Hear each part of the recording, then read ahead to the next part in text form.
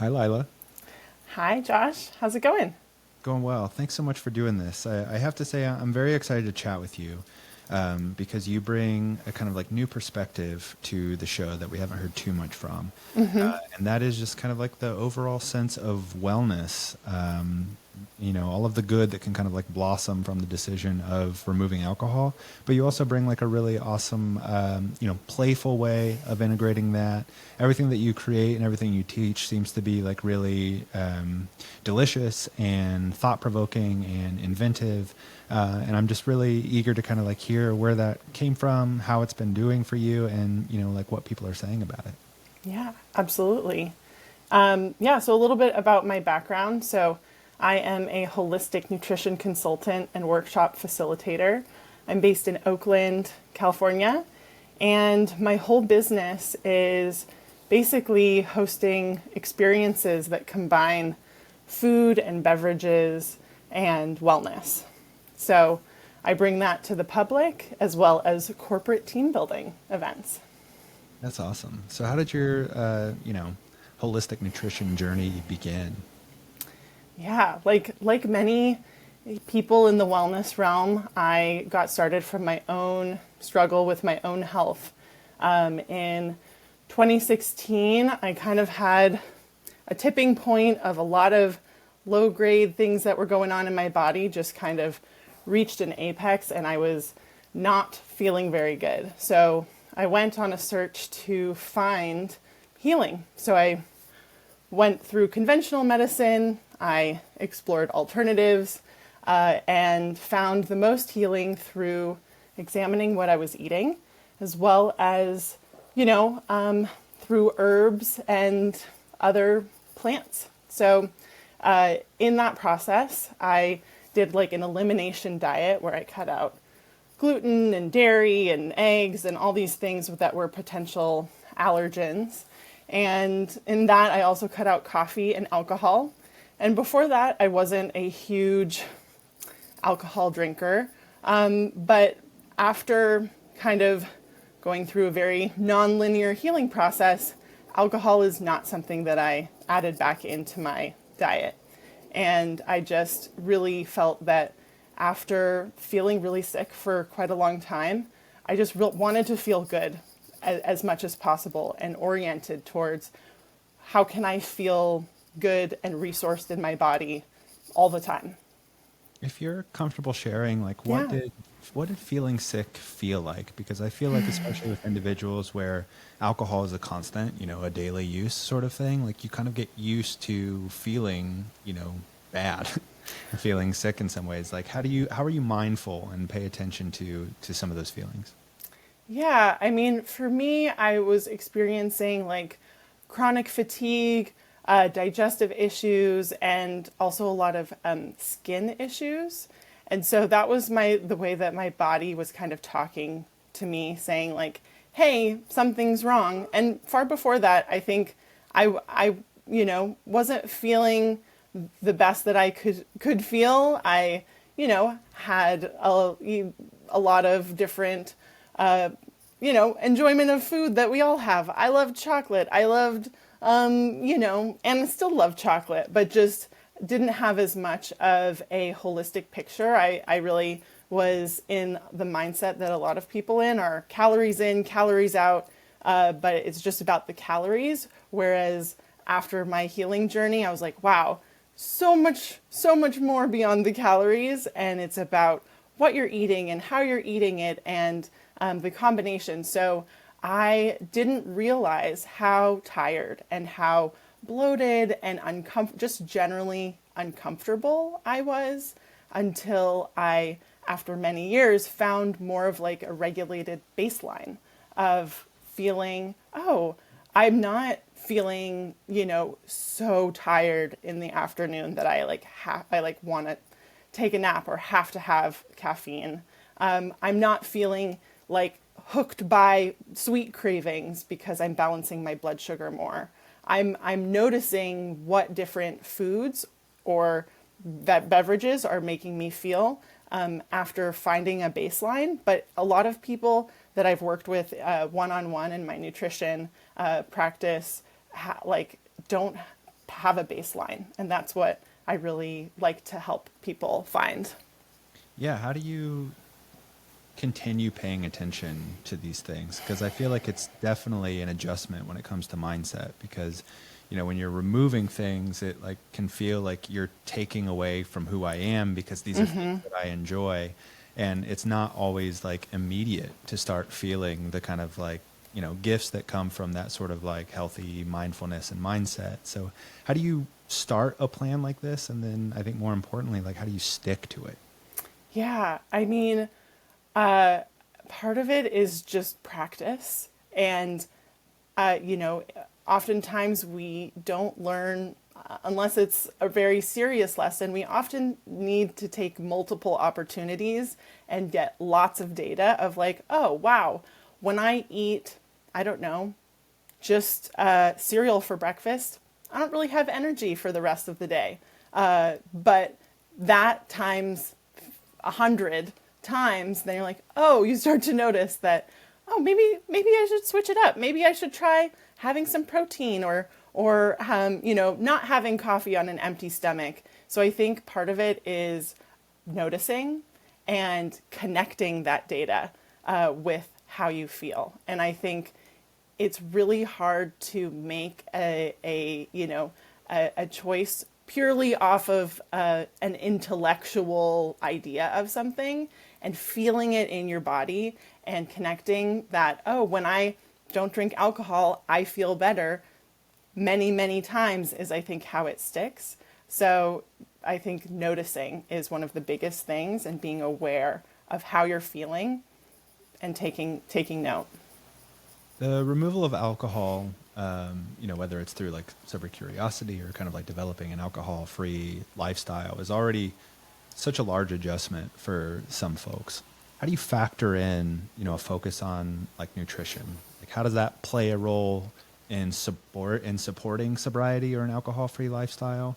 And how do you kind of like remain mindful in that as well? Because it can feel conflicting. And I ask because when I removed alcohol, I basically kept Haribo in business. And sweet tooth. So, I myself had my own difficulties.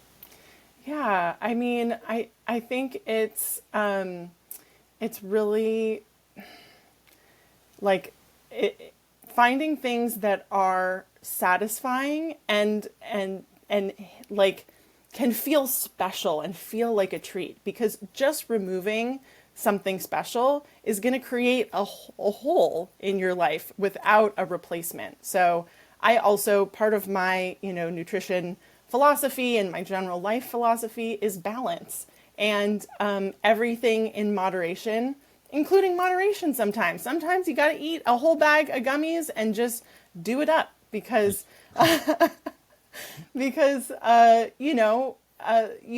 that's part of balance, is feeling the edges of it as well.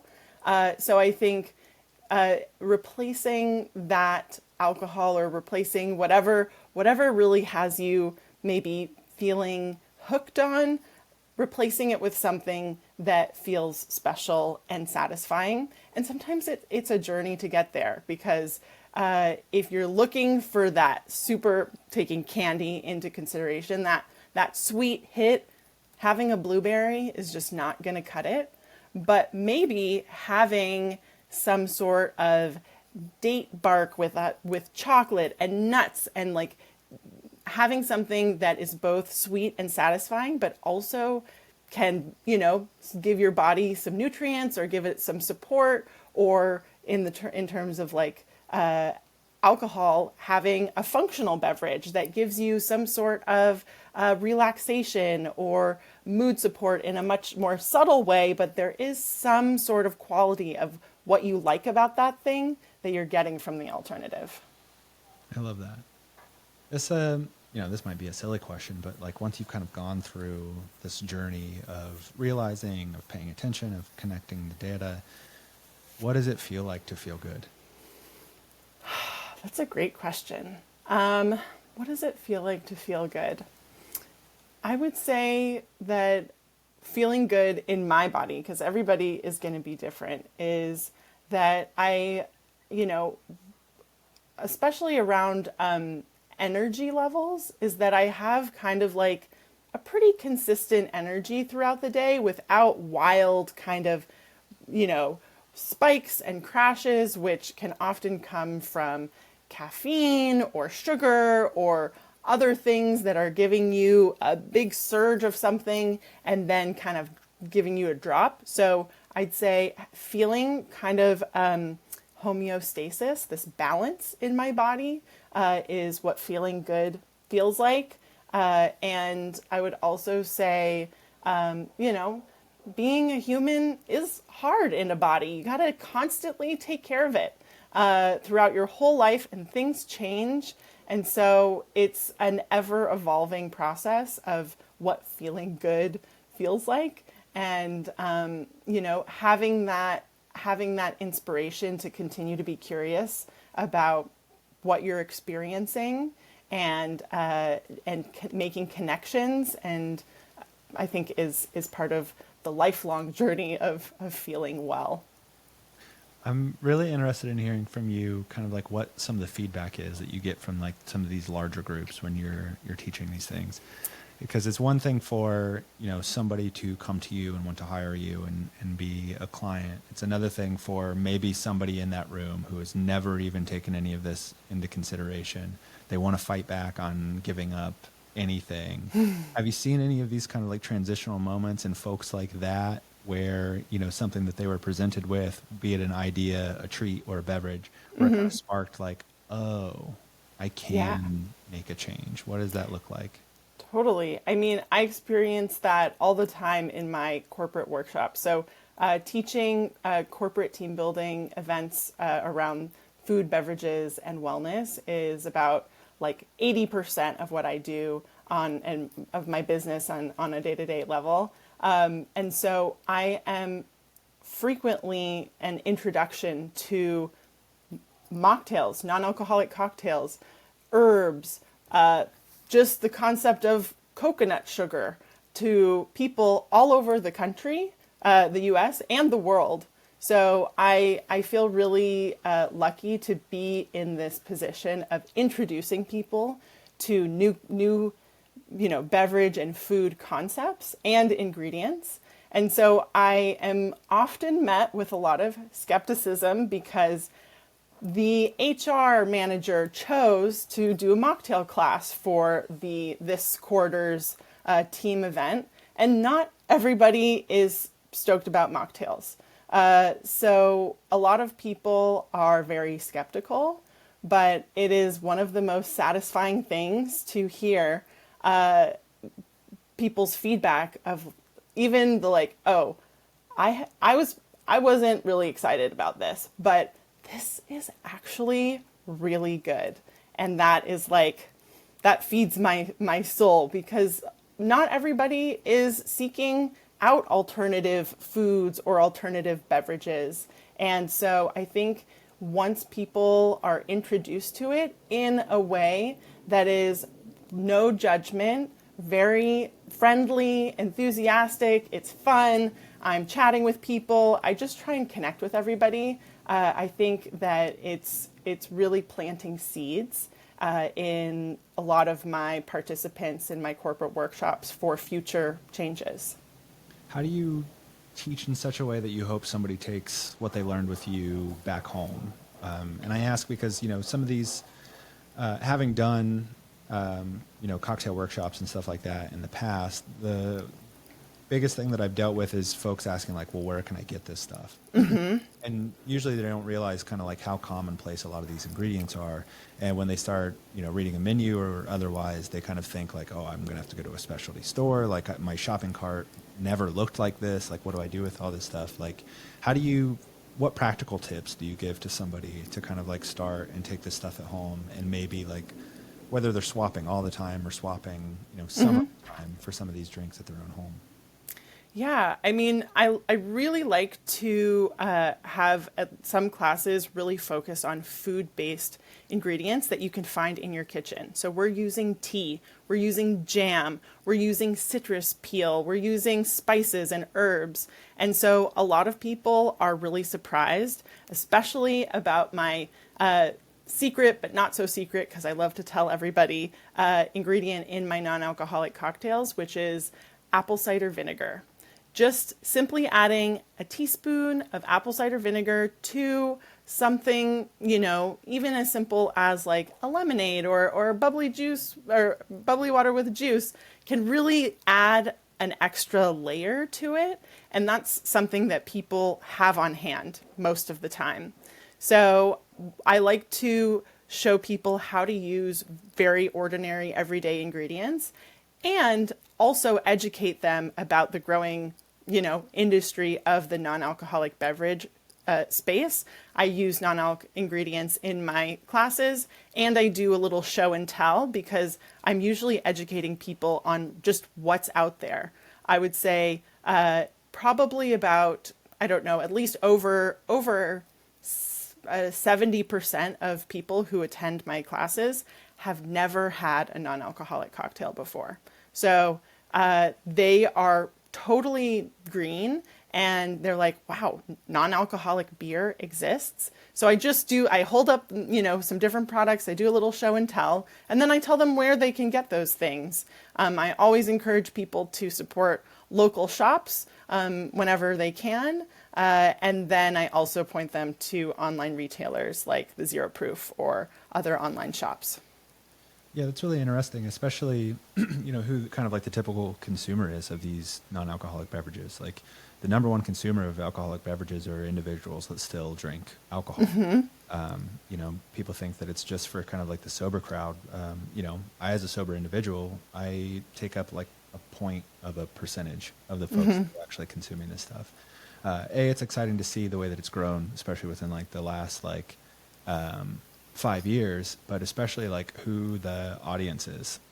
I've got a trade background, so I'm used to kind of like educating for bartenders, but there's so many times where, my aunt who lives beyond the outer belt comes to me with something that I haven't even heard of, and she's excited about it. How do you feel about what you've seen that has become available, like even like the last 5 years? Like, what did your classes look like as far as like a pantry look, like pantry view then versus now? Yeah, so I would say that before I dove into non-alcoholic cocktails, I was making elixirs. So my definition of an elixir is a functional beverage that has some health or energetic kind of purpose.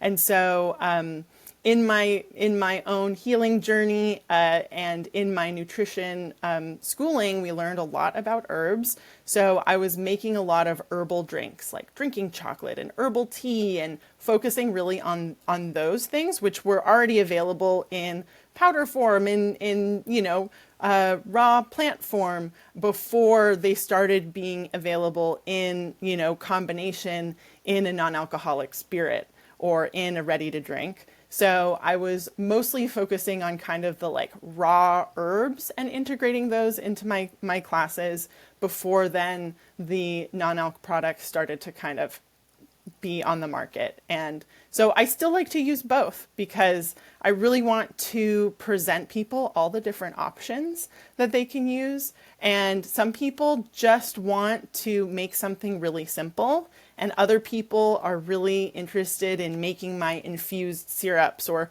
fermenting things and getting really kind of more deep into it.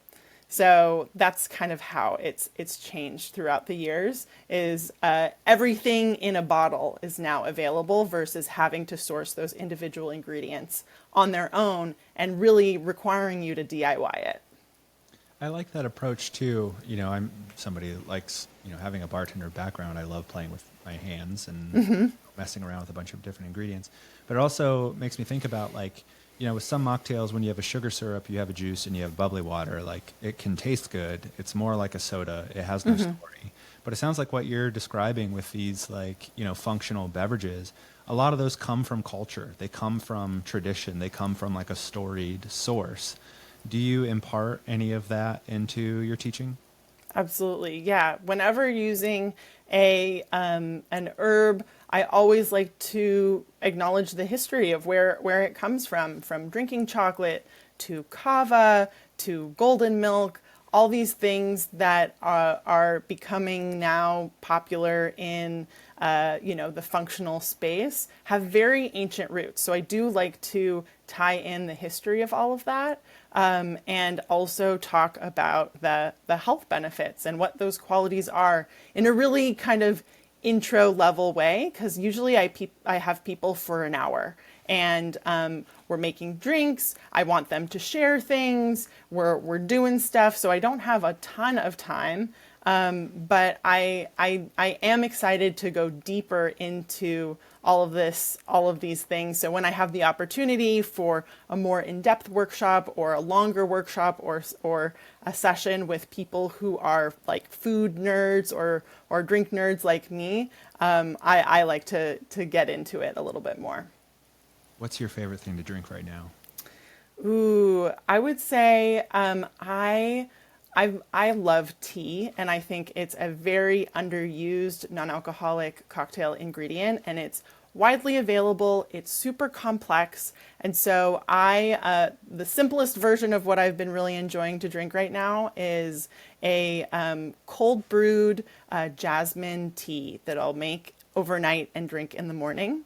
And then a little bit more, if we're going to make it into an NA cocktail, I'll take that with some perfect puree yuzu. I don't know if you've experimented with the perfect puree products.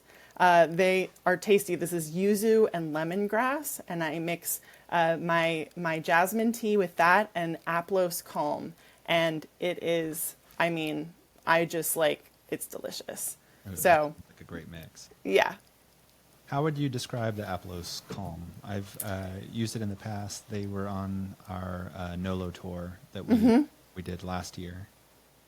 Yeah, I mean, you can really taste the shiso, and it's very and the yuzu in that, and it's very like it has some grassy notes. It's not too sweet, and it really feels like it's a great complex non-alcoholic spirit with function that I like to integrate.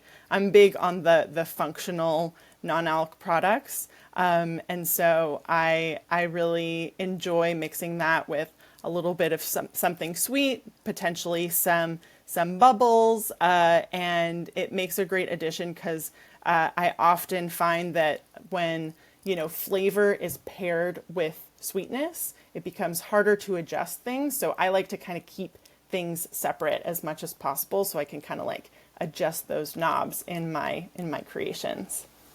That's awesome. Can you walk me through what one of your classes looks like, start to finish? Like what can people come to expect?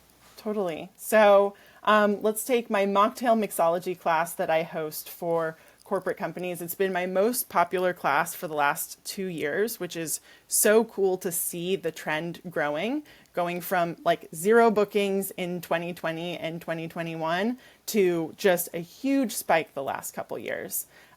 So usually start with, I like to get people sharing. So I start with an icebreaker question. I'm like, what's your favorite drink of the moment? And like, let's get nerdy about it. So if you like coffee, how do you make your coffee? What's the brand? What method do you use? So we start to share. We get right into an intro of the scope of what are non-alcoholic cocktails. And then we start sipping one creation. So I like to show different techniques through the different recipes. So we often make one stirred drink and one shaken drink to illustrate different, basic mixology techniques. And then while people are drinking their first drink, I go over my 5 elements of a optimal mocktail. So I'm happy to share those if you're interested. And this is kind of like my crash course for, again, complete newbies, just to get them an orientation on how to think about non-alcoholic cocktails. So my 5 elements are, number 1 is complexity. So finding complex flavors to create a multi-dimensional experience in a glass. So I compare, like, we've got iced tea and lemonade, which is kind of one note. Whereas as we start to add bitters, as we start to add tea, as we start to add some more interesting other herbs, we start to get more complex. My second element is intensity. So again, comparing it to a lemonade. You could chug a lemonade, but the intention behind a non-alcoholic cocktail is to sip it and savor it just as you would an alcoholic one. And with an alcoholic cocktail, you've got that alcohol to slow you down. But without that, you have to try a little bit harder. It's definitely, I think, more challenging to make a really great non-alcoholic cocktail than it is to make an alcoholic one. So you need something that will slow that drinking experience and add a bite or something intense that gives you that experience without the alcohol.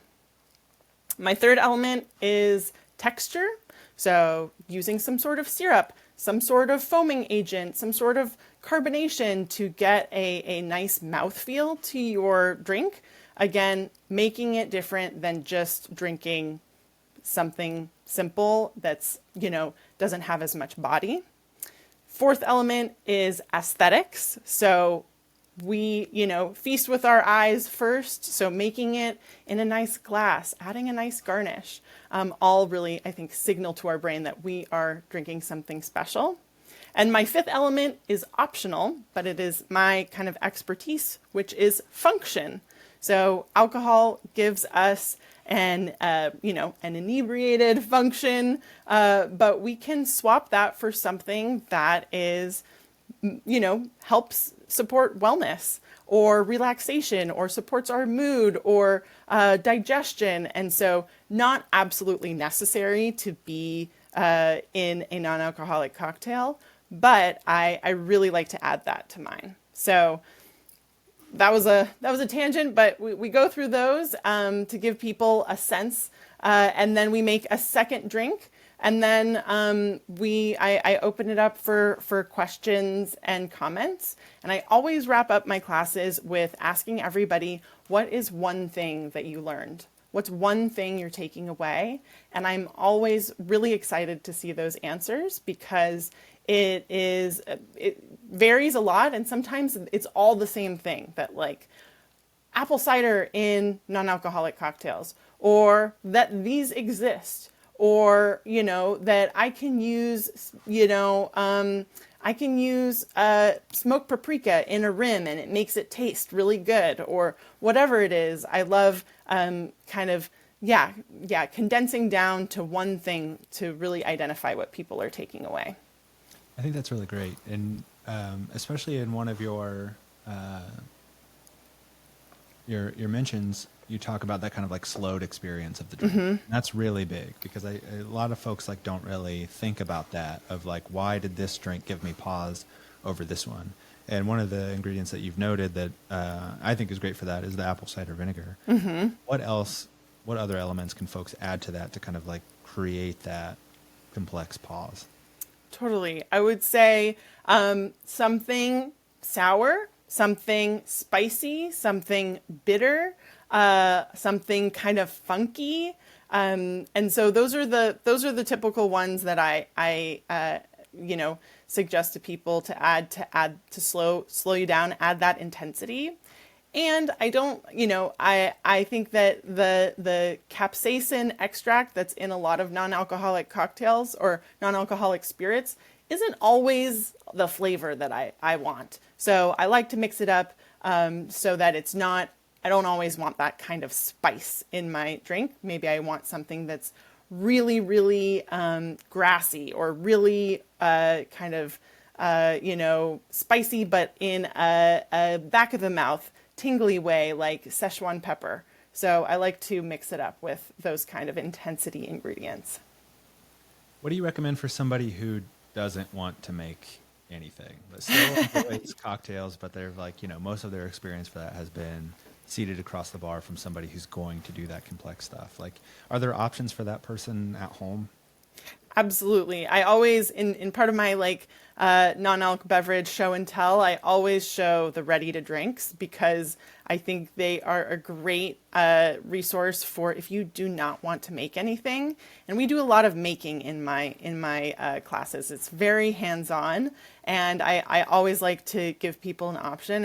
I'm like, if you don't want to do any of this, buy a ready-to-drink non-alcoholic cocktail that you can just pour and enjoy and have those on hand, especially if you are really intentionally trying to cut down or abstain from alcohol. Having things that feel exciting and delicious and special on hand, ready to go, so that you don't have to maybe go through those steps, I think is really a great strategy for people's goals in that realm.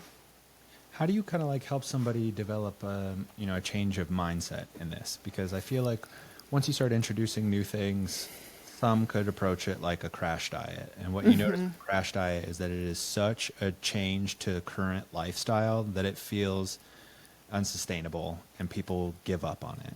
How do you stick through, developing these changes, holistically through giving up alcohol, through, giving up other things that may be causing problems? Yeah, I think that everybody, has their own kind of way that they works best for them. For some people, kind of having a very strict cutoff and switch is what they need. And for others, having something that's more gradual works better for them. So, I mean, I would say I like to be very welcoming to anybody wherever they're at. And I like to give suggestions for all. So like, hey, maybe use some non-alcoholic spirit just to cut down the amount of alcohol you're drinking in your cocktail. Or you can, zebra stripe, like alternate beverages. Or you can, make a schedule that works for you of drinking on the weekend, but during the week you have non-alcoholic cocktails. So really, really kind of getting to know what works for you and working with that, I think is how, no one size fits all on how to make it change. But it definitely takes practice and consistency. It definitely seems like you impart a lot of knowledge on the folks that come to these courses. And I imagine, it hasn't been the same class over the years. What have you received from, participants and the individuals that have allowed you to develop your class? Like, how has it changed based on, the folks that you've served? Yeah, I think I have evolved to make an option for everybody. So I used to go pretty heavy on the DIY, and we would make our own herbal syrup. And I found that a lot of people actually didn't want to do that. So I switched to having ready-made syrups, so things were a little bit easier. And then have also made, classes where, side note is for most of my classes, I'm shipping everybody an ingredient kit. So it's really ready to go. So they have all these new ingredients. They don't need to go get them from the store. They're like usually pre-measured and just really easy to mix and add into a drink. And then I also have opportunities for classes where it's much simpler ingredients, where people just have a shopping list and they go shop on their own. And they're very much all food-based drinks and less specialty ingredients. So I've kind of created a large range for people to find what works for them. And am always trying to optimize and refine my workshops to, work for my clientele, which are, again, a lot of people who are very, very new. But I'm also actually creating in the process of creating a project that's actually going to be live next month with Chris Marshall. We have created the Mocktail School, which is for the public, and it's a 3 live session course on a deep dive into non-alcoholic mixology for the general public and for professionals. So I'm excited to get nerdy with it and go deep and share a lot of my knowledge that I've been gaining over the last many years of exploring this. That's awesome. That sounds really exciting. I look forward to seeing that. Yeah. What's the best piece of feedback you ever got, via in person or like on a comment card? Yeah, I love hearing how my sessions have impacted people, and I would say some of the highlights have been I feel inspired to make these drinks for my friends or myself. I had no idea that these ingredients existed or I could use them in this way. I'm feeling really lit up and jazzed about it. So I love inspiring people. I also, like I mentioned before, love surprising people.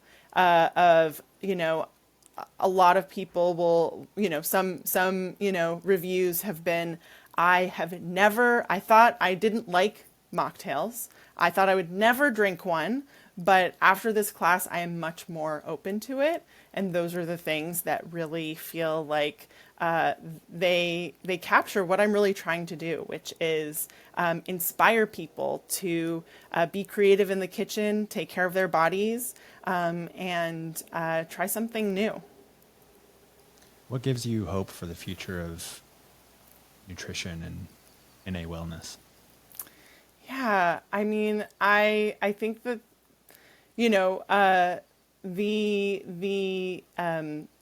there's kind of two sides to this. The popularization of better for you beverages and products, and that is becoming trendy, is making it cool to take care of your body. And all those products aren't always all that they're saying they are, but at least they're putting out into the world that adaptogens exist. You can have a prebiotic soda instead of a regular soda. So I think the increase in these more conscious products that are more accessible, and the general interest and curiosity of people. I do think that the non-alcoholic beverage is a movement. It is not just a trend. And I, as another kind of trend that I've watched come and go and have been a part of is kombucha. I started making kombucha in 2012, and that was my very first food workshop I ever taught in 2013 at my student food co-op. And I really watched the rise of kombucha. And while it's still really popular, that was my #1 booked class for years. And I've watched that slow down quite a lot and be replaced by non-alcoholic cocktails and elixirs. And it is much more integrated into our grocery stores. And I think it's been just very interesting to watch the trends of food through my business. That's exciting. So you've certainly made a few decisions back in the day that have completely changed your life and lifestyle in a really positive way. So because of that, I like to ask this question usually to close, which is, what do you love about yourself? What do I love about myself? I would say, I love my enthusiasm and creativity. Because my enthusiasm, I think, really translates through my workshops and my offerings. And I think people get inspired when other people are really lit up about a topic. So I am stoked to talk about non-alcoholic cocktails and herbs and fermentation and nutrition and all of that. And I would say that also relates to the way that I creatively kind of translate that into my art of experiences. And my creativity, I feel this, it feels like my life force. I feel a very intense drive to make things, which whether that's art like visual art or whether that's mostly through food. And so I love the way that kind of comes through and other people get to experience that. That's beautiful. Thank you, Lila. Yeah, thank you so much.